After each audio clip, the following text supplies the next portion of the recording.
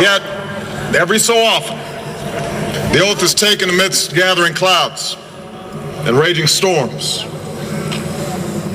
At these moments, America has carried on not simply because of the skill or vision of those in high office, but because we, the people, have remained faithful to the ideals of our forebears and true to our founding documents. So it has been, so it must be with this generation of Americans. That we are in the midst of crisis is now well understood. Our nation is at war against a far-reaching network of violence and hatred. Our economy is badly weakened, a consequence of greed and irresponsibility on the part of some, but also our collective failure to make hard choices and prepare the nation for a new age. Homes have been lost, jobs shed, businesses shuttered. Our health care is too costly, our schools fail too many, and each day brings further evidence that the ways we use energy strengthen our adversaries and threaten our planet. These are the indicators of crisis, subject to data and statistics. Less measurable, but no less profound, is a sapping of confidence across our land. A nagging fear that America's decline is inevitable, that the next generation must lower its sights. Today, I say to you that the challenges we face are real. They are serious and they are many. They will not be met easily or in a short span of time. But know this, America, they will be met.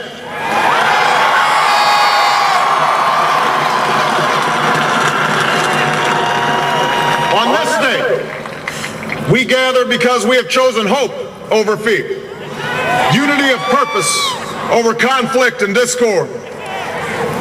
On this day, we come to proclaim an end to the petty grievances and false promises, the recriminations and worn-out dogmas that for far too long have strangled our politics. We remain a young nation, but in the words of Scripture, the time has come to set aside childish things. The time has come to reaffirm our enduring spirit, to choose our better history, to carry forward that precious gift, that noble idea passed on from generation to generation, the God-given promise that all are equal, all are free, and all deserve a chance to pursue their full measure of happiness.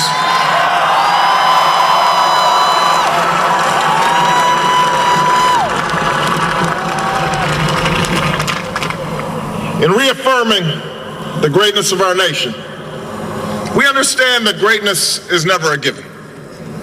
It must be earned. Our journey has never been one of shortcuts or settling for less. It has not been the path for the faint-hearted, for those who prefer leisure over work or seek only the pleasures of riches and fame.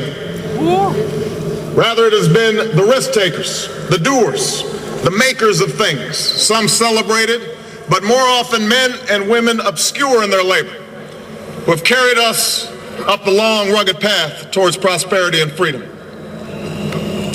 For us, they packed up their few worldly possessions and traveled across oceans in search of a new life. For us, they toiled in sweatshops and settled the West, endured the lash of the whip, and plowed the hard earth. For us, they fought and died in places like Concord and Gettysburg, Normandy, and Quai San.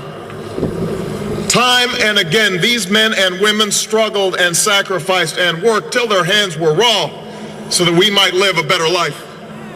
They saw America as bigger than the sum of our individual ambitions, greater than all the differences of birth or wealth or faction. This is the journey we continue today. We remain the most prosperous, powerful nation on earth. Our workers are no less productive than when this crisis began. Our minds are no less inventive, our goods and services no less needed than they were last week or last month or last year. Our capacity remains undiminished, but our time of standing pat, of protecting narrow interests and putting off unpleasant decisions, that time has surely passed.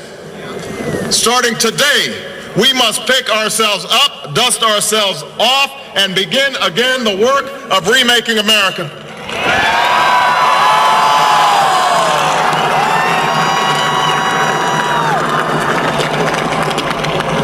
For everywhere we look, there is work to be done. The state of our economy calls for action, bold and swift, and we will act, not only to create new jobs, but to lay a new foundation for growth. We will build the roads and bridges, the electric grids and digital lines that feed our commerce and bind us together. We will restore science to its rightful place and wield technology's wonders to raise healthcare's quality and lower its cost.